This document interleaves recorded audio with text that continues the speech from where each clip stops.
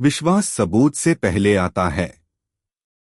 हिल इस बात पर जोर देते हैं कि विश्वास नतीजों से पहले आना चाहिए, बाद में नहीं। विश्वास करने से पहले सबूत का इंतजार करना एक बड़ी गलती है। सफल लोग ऐसे काम करते हैं जैसे सफलता पक्की है, भले ही कोई बाहरी सबूत इसका साथ न दे। भावना एक्टिवेटर के रूप में विश्वास तब सबसे मजबूत होता है जब वह भावना के साथ जुड़ा हो, खासकर इच्छा, प्यार, उत्साह, आशा, रोमांस। बिना भावना के ठंडा दोहराव असरदार नहीं होता। भावना ही विचारों को अवचेतन मन में गहराई से बिठाती है। अध्याय 3 ऑटोसजेशन, अवचेतन मन को प्रभावित करने का माध्यम। ऑटोसजेशन सचेत इच्छा और अवचेतन क्रियान्वयन के बीच का पुल है। अवचेतन मन सोचता नहीं है, वह प्रतिक्रिया करता है। यह हावी विचारों को कामों, आदतों और नतीजों में बदल देता है। ऑटोसजेशन कैसे काम करता है? भावना के साथ मिले विचार अवचेतन मन में जाते हैं। बार बार सोचे गए विचार विश्वास बन जाते हैं। विश्वास व्यवहार तय करते हैं। व्यवहार नतीजे बनाता है। यही कारण है कि नकारात्मक आत्मचर्चा, डर और संदेह इतने विनाशकारी होते हैं। वे अनजाने में असफलता को प्रोग्राम करते हैं। दोहराव की भूमिका।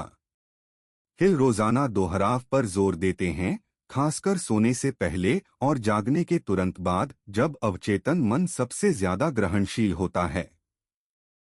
मुख्य बात निरंतरता और भावनात्मक जुड़ाव है, न कि मशीनी दोहरा।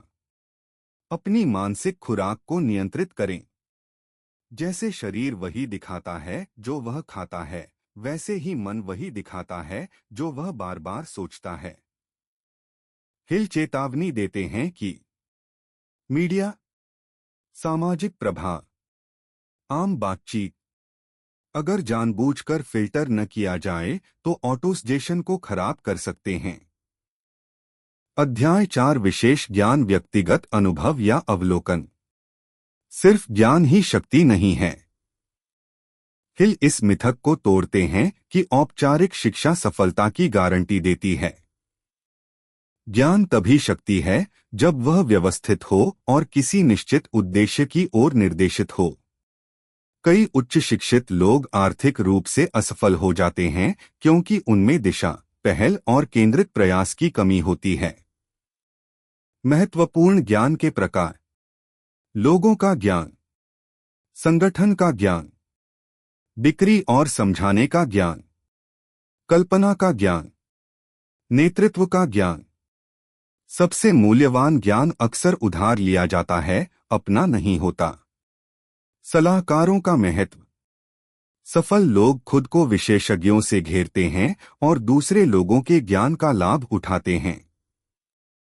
हिल मास्टर माइंड के शुरुआती विचार को पेश करते हैं, जिसे बाद में एक अलग अध्याय में विस्तार दिया गया। लगातार सीखना। सबसे सफल व्यक्ति जीवन भर सीखते रहते हैं और अपने लक्ष्यों से संबंधित कौशल और जानकारी को लगातार अपडेट करते रहते हैं। अध्याय 5 कल्पना, मन की कार्यशाला। कल्पना सभी धन का स्रोत। नेपोलियन हिल कहते हैं कि इंसानों द्वारा बनाई गई हर चीज कल्पना में शुरू होती है। पैसा, व्यवसाय, आविष्कार, सिस्टम और इनोवेशन सभी विचारों के रूप में शुरू होते हैं जो मन में आकार लेते हैं और फिर भौतिक वास्तविकता बनते हैं। कल्पना इच्छा और कार्रवाई के बीच जोड़ने वाली कड़ी है। कल्पना के बिना इच्छा अमूर्त रहती है और योजनाओं में नहीं बदली जा सकती। हिल कल्पना को 2 अलग अलग रूपों में बांटते हैं। एक, सिंथेटिक कल्पना। यह रूप मौजूदा विचारों, अवधारणाओं और अनुभवों को नए संयोजनों में पुनर्व्यवस्थित करता है। यह कुछ भी नहीं से कुछ नहीं बनाता, बल्कि जो पहले से मौजूद है उसे फिर से जोड़ता है। उदाहरण, ज्ञात उत्पादों को एक नई सेवा में मिलाना, मौजूदा बिजनेस मॉडल में सुधार करना, पुरानी समस्याओं पर पुराने समाधान लागू करना। अधिकांश उद्यमी और पेशेवर मुख्य रूप से सिंथेटिक कल्पना पर निर्भर रहते हैं। 2 रचनात्मक कल्पना। रचनात्मक कल्पना वह जगह है जहां नए विचार, अंतर्दृष्टि और प्रेरणाएं उत्पन्न होती हैं। हिल का मानना था कि कल्पना का यह रूप अनंत बुद्धि में प्रवेश करता है, जो सचेत तर्क से परे ज्ञान का एक सार्वभौमिक स्रोत है। रचनात्मक कल्पना अक्सर इन चीजों से सक्रिय होती है: तीव्र इच्छा, भावनात्मक तीव्रता, विश्वास, दृढ़ता। रचनात्मक कल्पना के क्षण अक्सर इस रूप में दिखाई देते हैं: अचानक अंतर्दृष्टि, सहज ज्ञान, आहापल, सहज मार्गदर्शन। हिल इस बात पर जोर देते हैं कि रचनात्मक कल्पना उपयोग के साथ मजबूत होती है। कल्पना का विकास। कल्पना का जानबूझकर अभ्यास किया जाना चाहिए। हिल सलाह देते हैं: लक्ष्यों का दैनिक विजुअलाइजेशन, सफलता का मानसिक पूर्वाभ्यास, खुले विचारों वाली सोच, नए विचारों और दृष्टिकोणों के संपर्क में आना। कल्पना एक व्यक्ति को ऐसे अवसर देखने की अनुमति देती है जो दूसरों को दिखाई नहीं देते। अध्याय 6: संगठित योजना, इच्छा को कार्य में बदलना।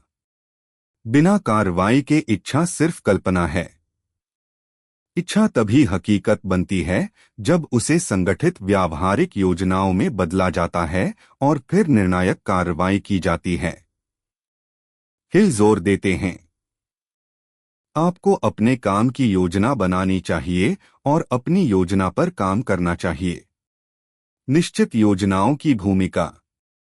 एक निश्चित योजना इरादे को कार्रवाई में बदलती है, दिशा और फोकस प्रदान करती है, कमजोरियों को उजागर करती है जिन्हें सुधारा जा सकता है, दृढ़ता को प्रोत्साहित करती है।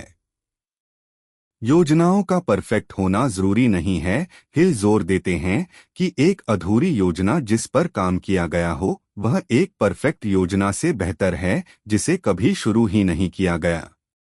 लचीलापन जरूरी है। किसी योजना की विफलता का मतलब लक्ष्य की विफलता नहीं है। सफल व्यक्ति योजनाओं को एडजस्ट करते हैं, असफल तरीकों को बदलते हैं, उसी उद्देश्य की ओर दृढ़ रहते हैं। हिल चेतावनी देते हैं कि सिर्फ इसलिए हार न माने क्योंकि पहली योजना काम नहीं करती। मास्टरमाइंड प्लानिंग संदर्भ की शक्ति। संगठित योजना तब सबसे अच्छा काम करती है जब इसे मास्टरमाइंड गठबंधन के साथ जोड़ा जाता है, जो लोगों का एक समूह है जो एक सामान्य लक्ष्य की ओर सद्भाव से मिलकर काम करता है। हिल तर्क देते हैं कि किसी भी व्यक्ति के पास सभी जरूरी ज्ञान नहीं होता है, लेकिन एक समूह के पास हो सकता है। योजना बनाने में विफलता के कारण। हिल योजनाओं की विफलता के सामान्य कारण बताते हैं: दृढ़ता की कमी, अनिर्णय, आलोचना का डर, महत्वाकांक्षा की कमी, खराब नेतृत्व। अध्याय 7: निर्णय टालमटोल का मास्टर। सफल लोग जल्दी फैसला करते हैं। हिल की रिसर्च में एक चौंकाने वाला पैटर्न सामने आया। सफल लोग जल्दी फैसले लेते हैं। वे फैसले धीरे धीरे बदलते हैं। असफल लोग धीरे धीरे फैसले लेते हैं और जल्दी बदलते हैं। अनिर्णय सफलता के सबसे बड़े दुश्मनों में से एक है। अनिर्णय की कीमत। अनिर्णय गति को खत्म करता है, आत्मविश्वास कमजोर करता है, बाहरी राय को आमंत्रित करता है, टालमटोल को बढ़ावा देता है। हिल कहते हैं कि ज्यादातर लोग आलोचना के डर को फैसलों पर हावी होने देते हैं। राय बनाम तथ्य। अनिर्णय का एक मुख्य कारण व्यक्तिगत निर्णय के बजाय दूसरों की राय पर निर्भर रहना है। हिल सलाह देते हैं: कम सलाह लें, स्वतंत्र रूप से सोचें, भीड़ की सोच से बचें, आदत के तौर पर निर्णय। निर्णायकता एक ऐसा कौशल है जो अभ्यास से विकसित होता है। जितने ज्यादा फैसले कोई लेता है, अपने फैसले पर भरोसा करना उतना ही आसान हो जाता है।